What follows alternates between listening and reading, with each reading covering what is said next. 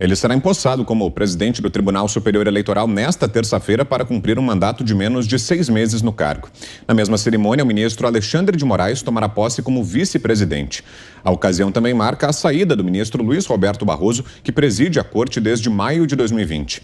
Nas redes sociais, internautas resgataram um vídeo do passado de Fachin.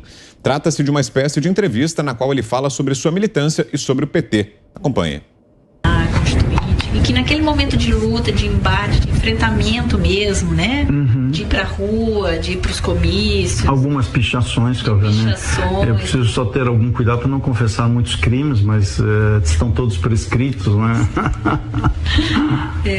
Quase todos, aliás. Conheci um professor que foi fundamental para me mostrar que o mundo não era só o mundo que a gente via. Chamava Edílio Ferreira. O Edílio era professor de língua portuguesa e literatura, me fez ver o mundo com outros olhos. Era um homem progressista, ligado ao Partido Comunista, aos movimentos de esquerda, um homem que tinha uma visão plural e aberta da vida. E entrei na faculdade. E, para minha surpresa, o movimento estudantil da Faculdade de Direito era o mais reacionário de toda a universidade. Depois eu percebi que a surpresa não era tanto assim, que os estudantes de Direito, não raros, são muito conservadores. Acabei me ligando à questão da terra e, obviamente, a luta pela reforma agrária, que foi o segmento no qual eu mais participei durante o movimento da Constituinte. Uma das imagens que eu tenho muito presente é no comício das diretas, com pessoas que mais tarde seguiram caminhos tão diversos, né? Pessoas que eu acabei depois conhecendo em São Paulo, que tomaram outros caminhos, como o Franco Montoro, o Mário Covas, né? E mesmo aqui no Paraná, né, abriu-se um leque. Né? José Richa, Scalco. O Richa, Scalco, o Requião, o Maurício Frutti, que obviamente não pode ser esquecido, obviamente, nesse contexto todo. Percebeu-se, na verdade, que a luta pelo poder para alguns, as divergências ideológicas para outros, a divergência de projeto de vida, de percepção de sociedade acabou, e isto se esfacelando. Isso já se percebeu na Constituinte de 88. Nós escrevemos à época um trabalho sobre os partidos políticos e a realidade nacional. E uma das nossas conclusões em 1978 era de que o único partido que poderia ser chamado por esse nome era o Partido dos Trabalhadores e que tinha um programa de transformação do Brasil. Então, o ministro Edson Fachin, volto com você, Ana, e nos dias dessas falas resgatadas hoje na internet do novo presidente do Tribunal Superior Eleitoral, Ana.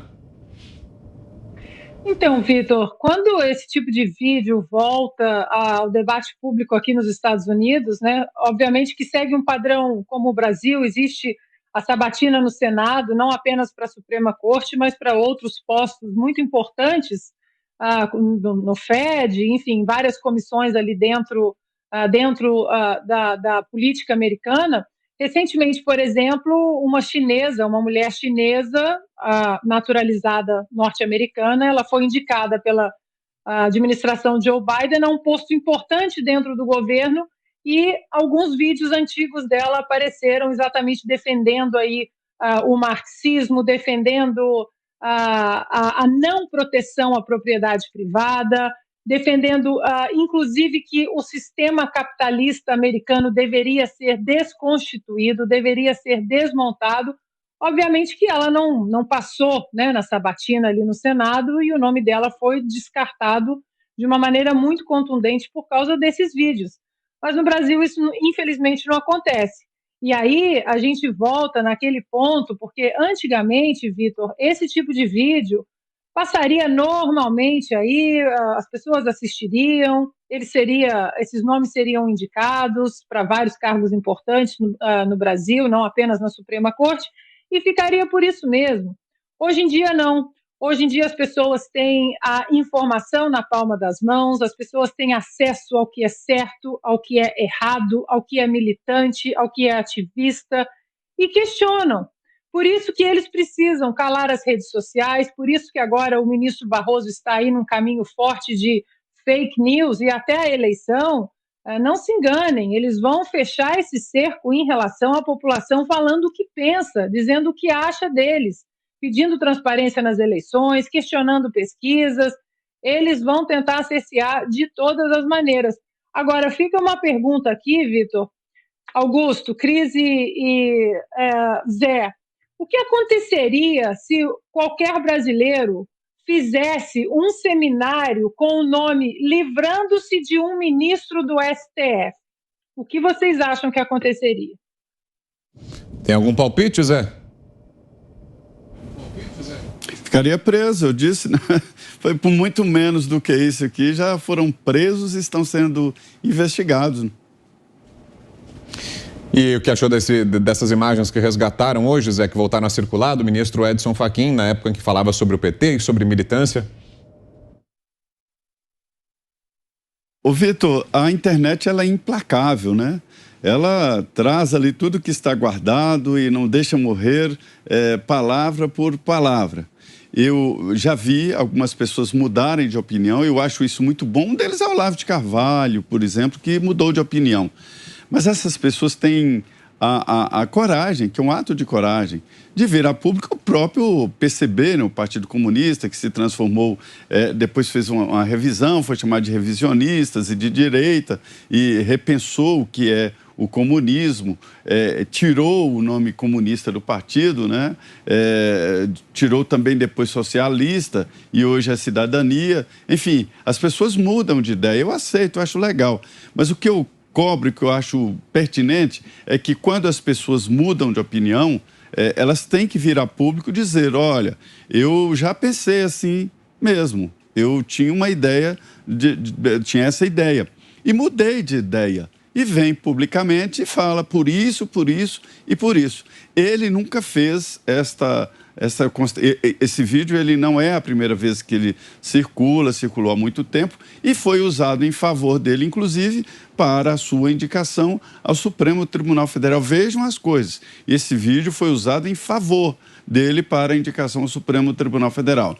Então, acho o seguinte, se ele não veio a público dizer que mudou de opinião, que mudou de ideia, que não pensa mais nisso, nessas pessoas como líderes espirituais e políticos, né? Ele ainda continua com esse mesmo pensamento. Diga, Augusto. Bom, respondendo a pergunta da Ana Paula, eu estou com o Zé, né? Nenhum chefe de poder poderia falar isso de um ministro do Supremo. Bom, como eu disse, é um dos personagens aí desse texto aí que eu me estendo mais sobre a figura. O Edson Fachin é seguramente o mais dissimulado dos ministros do Supremo. Ele ficou 2 anos fingindo que apoiava a Lava Jato, votando a favor, né, das punições corretas, endossando as punições corretíssimas da Lava Jato, para, no fim, anular os processos do Lula e acabar com a Operação Lava Jato. É ele o responsável pela presença do Lula, um ex-presidiário, condenado por 9 juízes, está solto por causa do Fachin. Vamos lá. Ele está dizendo aí que o que mudou a vida dele foi um professor que, como acontece só no Brasil, né? Professor de literatura e português, e ensinava marxismo para ele. Ele descobriu o comunismo. Ninguém muda de ideia depois dos 50 anos, não. Ele continua. Senão ele diria, né, hoje eu amadureci. Não. Continua comunista e a favor da reforma agrária. Quer dizer, ele ainda não saiu do século XIX. Não é do XX, é do XIX. E está aí no Supremo, falando que o problema, dizendo, entre outros absurdos, que a Rússia, que é uma entidade não identificável, né? O que é a Rússia? Não é o governo russo, um grupo russo, um partido russo, qualquer coisa. Não, é a Rússia. Então, se a Rússia incorporar, por exemplo, a Ucrânia, daqui a pouco é Rússia e Ucrânia. E se refere também à Macedônia do Norte, como bem perguntou o Zé Roberto Guzzo, o que acha disso tudo a Macedônia do Sul, na cabeça do Fachin?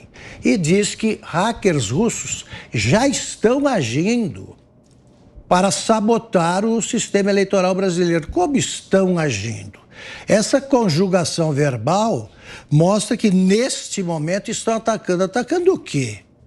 Não tem nenhuma votação em curso. Não tem nenhuma cédula pronta para fazer isso, não tem uma cédula eletrônica que seja, para que você possa atacar. Estão atacando o quê? A biografia do ministro, que é mentirosa, porque esse é o verdadeiro Fachin, que aparece no vídeo. Ele diz que o PT é o verdadeiro partido real, único partido real que o Brasil tem. O PT votou contra a Constituição. Portanto, o Edson Fachin deve achar que essa Constituição não vigora por inteiro. O PT assinou a Constituição depois pelo constrangimento provocado pela negativa em aprová-lo. Eles tentaram derrubar tudo que a Constituição tem de bom e introduzir coisas que piorariam o que ela tem de mal. Esse é o Edson Fachin. Esse homem, no momento, comanda o processo eleitoral brasileiro. Não pode dar certo. Você, Cris? Sabe o que é muito doído? Eu acho que para qualquer brasileiro honesto, respeitador das leis, respeitador do outro, os verdadeiros empáticos, altruístas, e não esses falsos aí que ficam arrotando preocupação com os outros, mas estão preocupados só com o próprio umbigo e com o próprio projeto de poder. É doído ver na Suprema Corte um ministro que se assume criminoso, que dá risada, que diz: fiz algumas pichações, e aí ainda diz, é preciso cuidado para não confessar muitos crimes, quer dizer que ele cometeu muitos, e ainda diz, se bem que a maioria já prescreveu. Isso é representante da mais alta corte do judiciário. Aí eu fico lembrando aqui que esse ministro, Edson Fachin, que infelizmente é aqui do meu estado, está denegrindo a imagem do meu estado, mais um, né? Ele foi para o STF às pressas em substituição ao Teori Zavascki, que morreu naquele acidente aéreo até hoje não muito explicado. O Teori Zavascki era o relator da Lava Jato, ele assume a vaga no STF e assume os processos da Lava Jato, como bem lembrou o Augusto, durante anos, julga ali dezenas, se não centenas de recursos, acha que está tudo na instância correta, no Judiciário Federal aqui do Paraná, está tudo correto para depois de anos promover aquela manobra, acabar com a Lava Jato e ainda endossar as fake news aí que rolam por rodas de esquerda de que foi o presidente Bolsonaro ou o procurador-geral da República quem destruiu a Lava Jato. Não foi. Foi o ministro Fachin, foi quem deu o start na manobra que descondenou o condenado Lula, bem lembrado pelo Augusto, por 9 juízes em 3 instâncias. Juízes que não só analisaram a sentença inicial dada pelo então juiz Sérgio Moro como correta e ainda aumentaram a pena porque eram provas sobradas, como disse o ministro Gibran Neto no TRF4. E eu lembro também aqui que tem um outro vídeo que rola na internet do ministro Dias Toffoli, numa situação tão constrangedora quanto essa. Ele está, se não me engano, numa palestra. Muita gente vai lembrar disso. E ele confessa que, enquanto advogado, roubou um processo porque ele sabia que ia perder a causa. O único jeito foi sumir com o processo. Também dar uma risadinha, assim, como se tivesse sido uma coisa muito, muito nobre de se fazer. Então, olha o nível dos juízes que nós temos na Corte Suprema e, pior, o Senado aprovou estas pessoas como tendo reputação ilibada e continua cego para estas pessoas que não têm uma reputação nada ilibada, que estão aí reafirmando essas barbaridades que falavam no passado, enquanto eram meros acadêmicos, meros ativistas políticos, militantes estudantis, mas agora na condição de juiz não vem a público para dizer aquilo é uma situação do passado, hoje eu tenho essa e essa convicção, ou não me pronuncio fora dos autos, me pronuncio nos autos, não. Pelo contrário, estão por aí viajando o mundo, participando de seminários com estudantes, então aquela eterna alma de militante, né? Tentando descobrir como derrubar um presidente. É vergonhoso para o Brasil a gente estar nessa situação, e é vergonhoso que o nosso Senado finja que isso não acontece. Algo mais, Augusto? Só para completar, o Edson Fachin, nesses vídeos aí que se revelam os dissimulados, né? Ele diz que cometeu crimes e que nem todos estão prescritos. O que espera a justiça para julgar esses crimes que ele já confessou ter praticado? Ele diz que estão à direita dele, claro, e aliados ao conservadorismo político perigoso para o Brasil, Montoro, Covas, Richa que são homens que lutaram pela democracia. Sempre são muito melhores que ele e seriam ministros bem melhores também. E ele precisa se submeter a uma cariação com o Barroso, porque um diz que o sistema eleitoral brasileiro está sendo ameaçado por hackers russos. O outro diz que o sistema é inviolável. Alguém está mentindo.